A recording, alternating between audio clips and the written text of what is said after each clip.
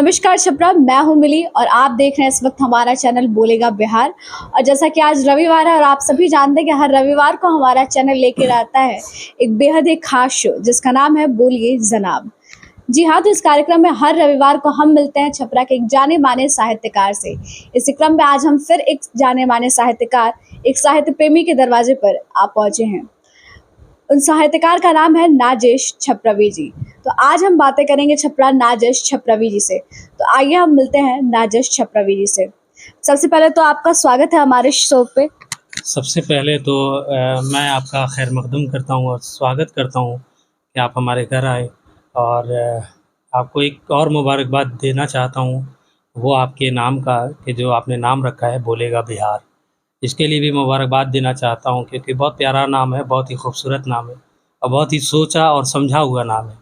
इतनी आसानी से ये नाम नहीं रखा जाता है, बट बहुत ही मंथन करके, बहुत ही सोच व फ़िक्र करके ये नाम रखा गया होगा, मुझे उम्मीद है। और बहुत ही अच्छा नाम रखा।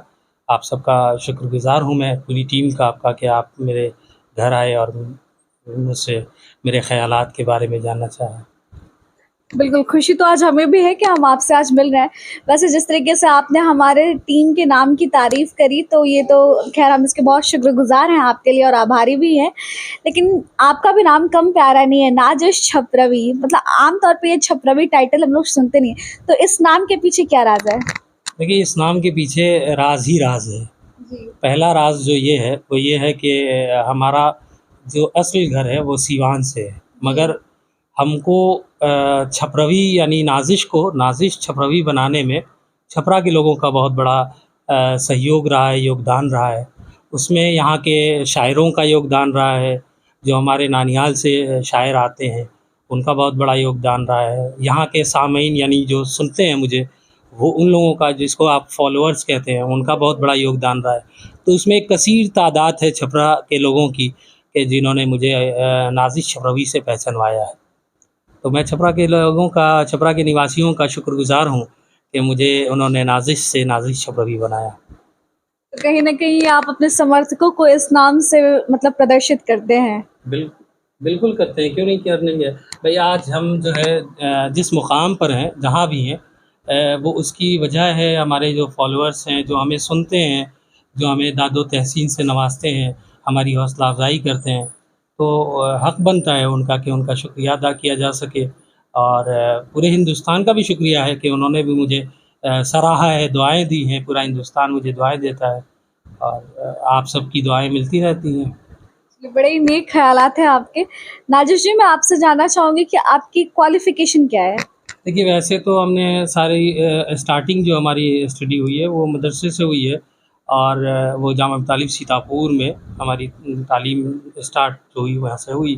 उसके बाद फिर मैंने बोर्ड किया, फिर वहाँ से भी मैंने, जो इलाहाबाद बोर्ड यूनिवर्सिटी आती है, वो उससे मैंने वहाँ आलमियत की।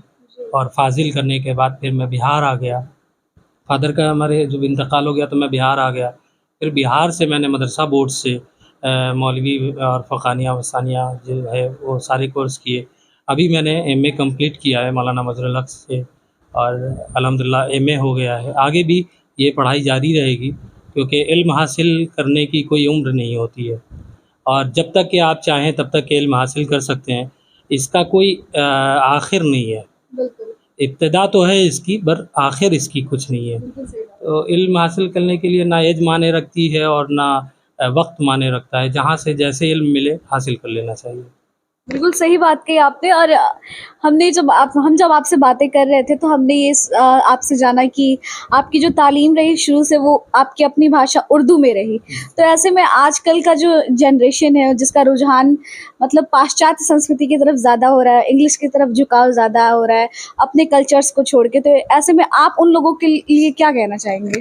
देखिए, मैं एक पैगाम भी देना चाहता हूँ आपके माध्यम से, आपके ज़रिए से, कि अपनी ज़बान, अपनी पहचान जो है वो कभी खोनी नहीं चाहिए। क्योंकि आप अपनी पहचान और जो है आपकी संस्कृति से जुड़ी हुई है। अगर हम उर्दू बोलते हैं तो हमारी पहचान जो है उर्दू से जुड़ी हुई है। अगर हम संस्कृत बोलते हैं तो हमारी पहचान संस्कृत से जुड़ी हुई है। अगर हम अपनी असल खो देंगे तो फिर हमें पहचानेगा कौन? और हम भारतीयों में सबसे अहम और सबसे ज़रूरी चीज़ ये है कि हम अपनी अपनी ज़बान की हिफाज़त करें और इसके लिए काम भी हो रहे हैं, बहुत सारे काम हो रहे हैं इस पर। और आप लोगों के ज़रिए भी हम चाहते हैं कि आप लोगों के ज़रिए भी ये काम हो कि इस पे मुतवज्जे कराया जाए कि ज़बान पे काम हो। क्योंकि सबसे ज़्यादा जो ज़रूरी है, जैसा आपने ख़ुद भी कहा ये बात और ख़ुद भी ये महसूस किया होगा कि अभी हमारे दरमियान सबसे ज़्यादा जो कमियां हो रही हैं वो संस्कृत की हो रही है और उर्दू की हो रही है और हिंदी की हो रही है। देखिए जो हम लोग बोलते हैं रोज़मर्रा की ज़िंदगी में जो हमारी बातें हैं, जो गुफ्तगू हैं, वो असल ना उर्दू है ना असल हिंदी है। क्योंकि असल हिंदी और असल उर्दू जो है वो हम बोलते ही नहीं है।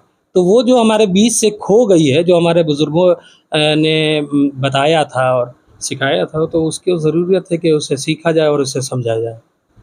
बिल्कुल, बहुत अच्छी बात कही आपने। और छपरा मैं बता दूं कि नाजिश जी काफ़ी इन चीज़ों को लेके काफ़ी तवज्जो रखते हैं और काफ़ी इस चीज़ को सपोर्ट करते हैं कि लोग अपनी मातृ संस्कृति को ज़्यादा से ज़्यादा बढ़ावा दें। अगर आप हिंदू संस्कृति से आते हैं तो आप संस्कृत और हिंदी पे ज़ोर दें। अगर वो, जैसे कि उन्होंने बताया कि वो दूसरे धर्म मुसलमान से आते हैं, तो वो अपनी भाषा उर्दू, अपनी ज़ुबान हिंदी को ज़्यादा तवज्जो दें। तो ये काफ़ी एक नेक सोच है और मैं इस चीज़ की काफ़ी सराहना करती हूँ। एक चीज़ मैं और आपसे जानना चाहूँगी कि आप जो बातें कर रहे हैं काफ़ी उर्दू में और काफ़ी मतलब ज़हीन और खूबसूरत बातें कर रहे हैं आप, तो मैं ये जानना चाहूँगी कि ये आपने अपने तालीम से सीखी या फिर आपको अपने परिवार से विरासत में मिली? नहीं, ये तो समझ लीजिए कि कहीं न कहीं इल्म भी है इसका, इसमें इल्म भी हकदार है। मगर हमारे यहाँ जो हमारा कल्चर है वो इस बात को मुतवज्जे कराता है कि नहीं, आपको आपकी ज़बान, आपकी संस्कृति पे मुतवज्जे कराता है और उसे बताता है कि आपको इसे सीखना है और इसे जानना है। और देखिए मैं आपको एक बात बता दूँ कि जिस ख़ानवादे से मैं, मान लीजिए कि मैं अपने वालिद की पहचान रखता हूँ, वालिद के ज़रिए से अपनी पहचान रखता हूँ, तो मैं अपने वालिद का नाम ही दुनिया को नहीं बताऊँगा, तो मेरी पहचान ही क्या है? तो इसी तरह से हर इंसान हो, चाहे कोई हो, तो वो बहुत मायने रखता है कि अपने धर्म से जुड़े। और ये देखिए, ये ज़रूरी नहीं है कि जो उर्दू पढ़ता हो उसे हिंदी नहीं पढ़ना है। नहीं, ये ऐसी चीज़ें नहीं है, बल्कि जो उर्दू पढ़ता है उसे ज़रूरी है कि वो हिंदी भी पढ़े। चूँकि हर चीज़, हर ज़बान में सीखने की एक कहीं न कहीं उसमें वो पाई जाती है, ख़ासियत पाई जाती है। जब आप हिंदी सीखेंगे और एक, देखिए आप उर्दू बोल रहे हैं, बहुत अच्छी चीज़ है, मगर जैसे ही आपने हिंदी बोलना शुरू कर दिया तो जो आपका दायरा है वो वसी हो जाएगा, वो बड़ा हो जाएगा, आपके सोचने की जो क्षमता है वो बढ़ जाएगी। तो वो बहुत ज़रूरी चीज़ है कि आप अगर उर्दू बोल रहे हैं तो उसके साथ हिंदी भी बोलिए, और अगर आप हिंदी बोल रहे हैं तो उसके साथ उर्दू भी बोलिए। यही हमारे मुल्क की, यही हमारे हिंदुस्तान की खूबसूरती भी है और इसे हमें बरकरार भी रखना है। और कोशिश यही रहेगी कि आखिरी दम तक ये पैगाम मोहब्बत जो है हम अपने दरमियान और दूसरों के दरमियान भी पहुँचाते रहें। और बहुत ज़रूरी होती है अपनी बात रखने के लिए कि आप अपनी बात जहाँ रख रहे हैं वहाँ पे लोग समझने वाले किस ज़बान के हैं। तो जब आप ज़बान ही नहीं समझेंगे तो आप बोलेंगे क्या? बहुत मायने रखती है हर बयान में आपकी ज़बान। तो ज़बान पे मुतवज्जे कराएँ, आप लोग भी कराएँ। आप लोग भी ज़रिए बहुत सारी चीज़ें लोगों को पता चलती हैं। हम जैसे लोगों को पहचान दिलाते हैं आप लोग, ये बहुत बड़ी बात है। तो मैं यही चाहूँगा कि आप लोगों के ज़रिए से कम एक अच्छा काम हो और एक अच्छी कोशिश जो आपके ज़रिए हो रही है, इसको बरकरार रखिए।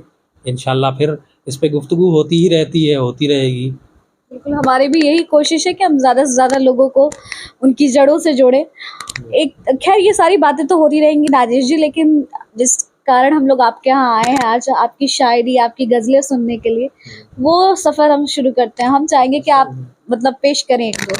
देखिए, शायरी जो है वो हमारी ग़ज़ल से थोड़ी-सी कम है शायरी, मगर हम जो है धार्मिक यानी मद्दाही शायरी करते हैं, धार्मिक शायरी करते हैं, मगर फिर भी ग़ज़ल कहते हैं। ग़ज़ल और जो शायरी, मैं धार्मिक शायरी करता हूँ जो, उस शायरी में एक अंतर ये है, एक अंतर क्या, बहुत बड़ा फ़र्क है इस दरमियान। क्योंकि जो ग़ज़ल है वो गैर खुदा की बातें हैं, उसमें सनम की बातें हैं और भी बहुत सारी चीज़ें उसमें पाई जाती हैं। मगर जो मैं शायरी करता हूँ उसमें हकीकत है, उसमें झूठ नहीं है, मगर फिर भी गज़ल कहता हूँ। तो मेरी एक गज़ल है कि बहुत, वो भी हमारी सच्चाई से मुंसलिक है वो चीज़ कि हम इश्क़ व अदावत में खसारा नहीं करते, हम इश्क़ व अदावत में खसारा नहीं करते, एक बार जो कर लें तो दोबारा नहीं करते। तो मंसूब है मिट्टी ये मेरी करबो बला से, इस वास्ते झूठा कभी वादा नहीं करते।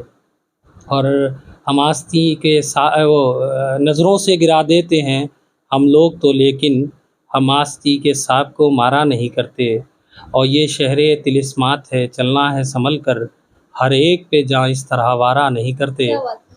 और सर अपना कटा देते हैं हम लोग तो नाजिश, बातिल की हुकूमत को गवारा नहीं करते। तो इस तरह से शायरी में थोड़ा बहुत गज़लियात की शायरी में थोड़ा बहुत काम किया है मैंने।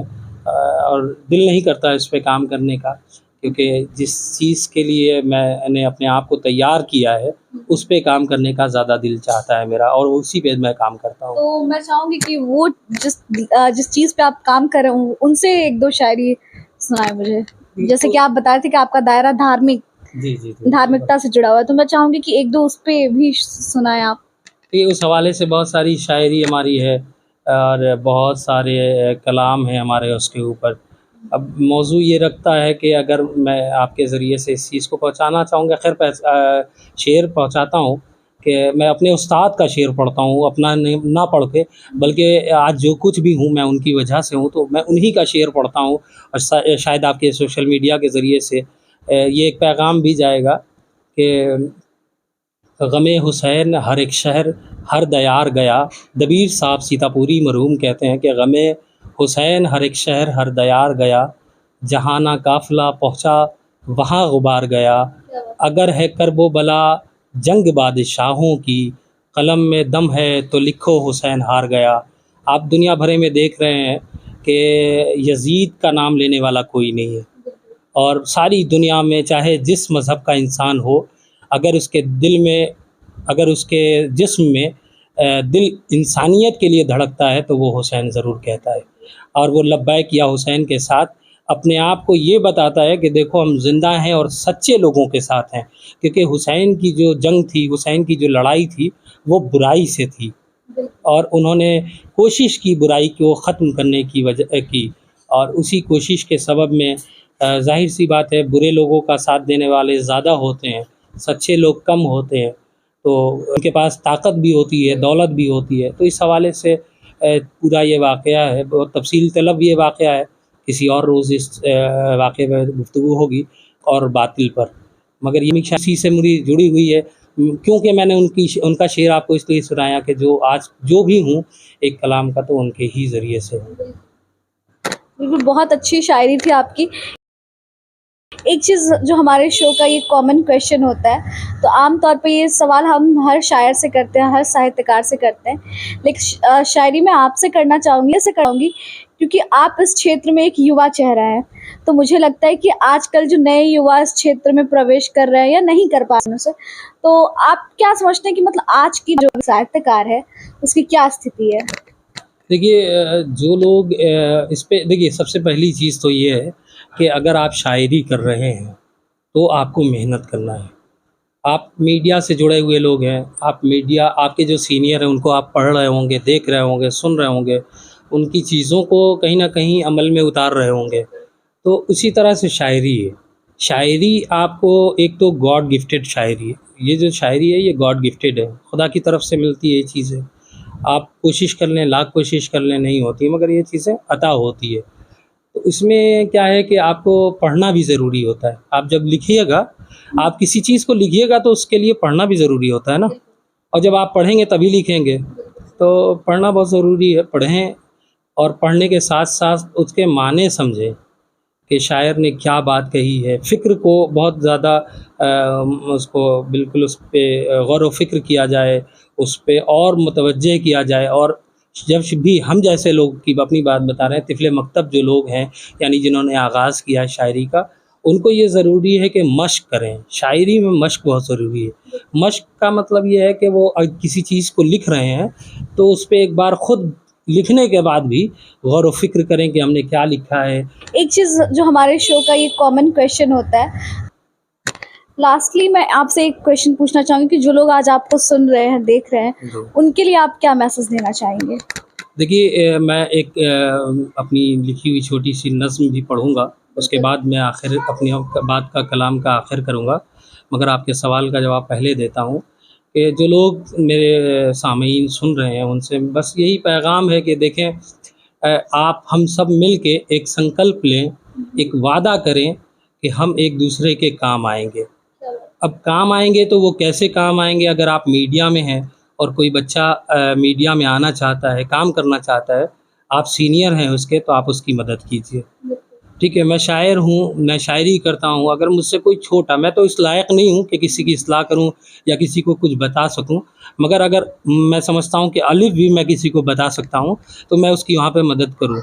तो ये बहुत ज़रूरी है, हम अपने दरमियान, अपने समाज में, अपने लोगों में, जहाँ हम उठ रहे हैं, बैठ रहे हैं, जहाँ हमारा आना-जाना है, उनके दरमियान जो है हमारी जो मोहब्बत है, उसको फैलाना बहुत ज़रूरी है। और देखिए, जब इंसान घर में रहता है, तो वो एक मज़हबी हो सकता है, मगर जब वो सड़क पे आ गया तो वो एक इंसान है। तो जब सड़क पे आ जाए इंसान, तो फिर वो इंसानियत का पैगाम दे और इंसानियत की बात करे। तो आपके ज़रिए से यही पैगाम देना चाहता हूँ कि हम वादा करें अपने आप से और अपने खुदा से, अपने भगवान से, अपने ईश्वर से, कि हम जब भी कहीं भी रहेंगे, किसी न किसी की मदद करेंगे, किसी को बेजा नहीं सताएँगे, किसी मज़लूम पर ज़ुल्म नहीं करेंगे। यही एक अच्छे इंसान की, अच्छे धार्मिक होने की पहचान बनती है। आपके ऊपर मुनहसिर है कि आपको इस अच्छाई को पैदा कैसे करना है।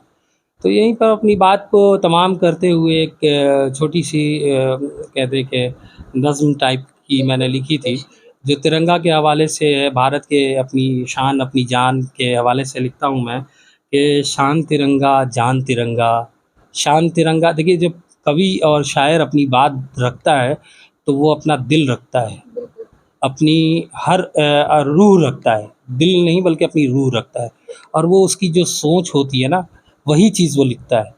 तो जो शायर, अगर शायर अच्छा लिख रहा है, तो समझिए कि उसकी फ़िक्र, उसकी शायरी से समझ लीजिए कि वो अच्छा है या बुरा है। तो मैं अपनी शायरी से आपको बताना चाहता हूँ, बाकी आप समझदार हैं, आप समझ सकते हैं कि शान तिरंगा, जान तिरंगा, माटी की पहचान तिरंगा। शान तिरंगा, जान तिरंगा, माटी की पहचान तिरंगा, जिस पर लाखों वीर करें जहाँ अपनी कुर्बान तिरंगा, जिस पर अब लाखों वीर करें जहाँ अपनी कुर्बान तिरंगा। बहनों ने भाई है दिए, बहनों ने भाई है दिए, माँओं का बलिदान तिरंगा, माँओं का बलिदान तिरंगा। और नाज़िश है ईमान ये मेरा, नाज़िश है ईमान ये मेरा, क्यों ना हो फिर जान तिरंगा, नाज़िश है ईमान ये मेरा, क्यों ना हो फिर जान तिरंगा। अब ज़ाहिर-सी बात है, हम भारतीय हैं, हम हिंदुस्तानी हैं, हमारी पहचान हिंदुस्तानी है, पूरी दुनिया हमें जानती और पहचानती है। जिस तरह हम आज हमें लोग नाज़िश छपरवी के नाम से जानते हैं, उसी तरह से जब बैरून मुल्क हमारा प्रोग्राम होगा, हम जाएंगे, तो लोग हमें हिंदुस्तान के नाम से जाने और पहचानेंगे। ये दुआ आप तमाम लोग करें कि आप लोगों के लिए कहीं ना कहीं हम बाइसे फ़ख्र बने, और अपने वालिदैन के लिए, अपने परिवार के लिए, अपने रिश्तेदारों के लिए इज़्ज़त का सबब बने। और हर इंसान को चाहिए कि वो अपने रिश्तेदारों के लिए जो आप उम्मीद जो आप लोगों से लगी हुई है, उस पे आप खरे उतरें। आप जैसा काम कर रहे हैं, बहुत अच्छा काम कर रहे हैं।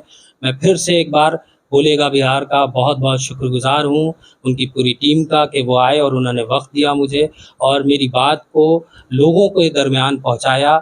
और मैं लोगों से ये अपील भी कर रहा हूँ आपके माध्यम से, आपके तरफ से, कि ज़्यादा से ज़्यादा लोग जुड़ें और कोशिश करें कि फॉलोअर्स इनके बढ़ाएँ और इनकी बातों को सुनें और समझें।